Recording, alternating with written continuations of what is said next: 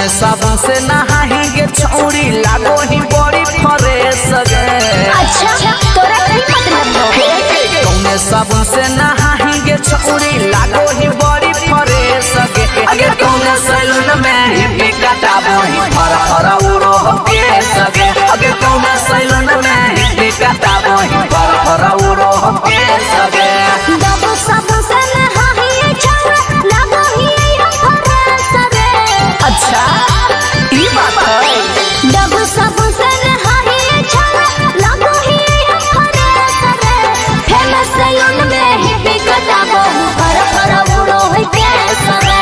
Famous saloon में ही भी कटाबो फरा फरा उड़ो के सगे। फरा फरा उड़ो के सगे।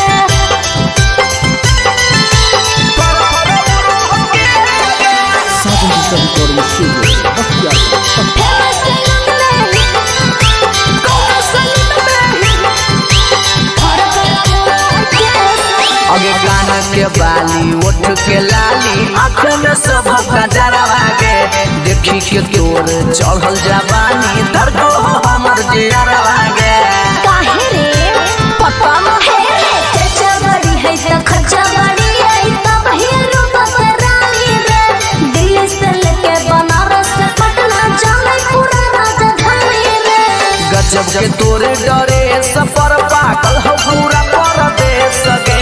गजब के तोरे डरे सफर पागल हो पूरा परदेश गे। अगे कौने सैलून में ही भी कटाबो ही फर फर उड़ो के सगे। और फेमस सैलून में भी कटाबो फर फर उड़ो के सगे।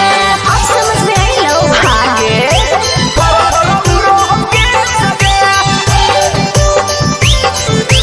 फर फर उड़ो के सगे।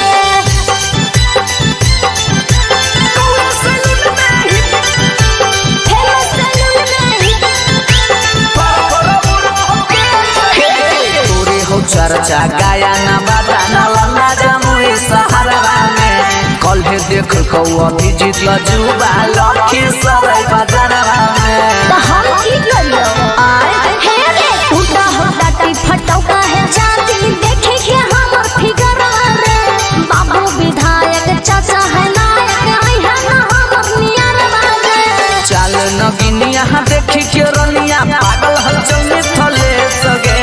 चाल नगिनिया देखी के रनिया पागल हलचल में थले सगे। अगे कौने सैलून में ही भी कटाबो ही फर फर उड़ो के सगे। और फेमस सैलून में भी कटाबो फर फर उड़ो के सगे। चुपचाप चल जो न तो ठोका जाएंगे। अरे बाप रे बाप।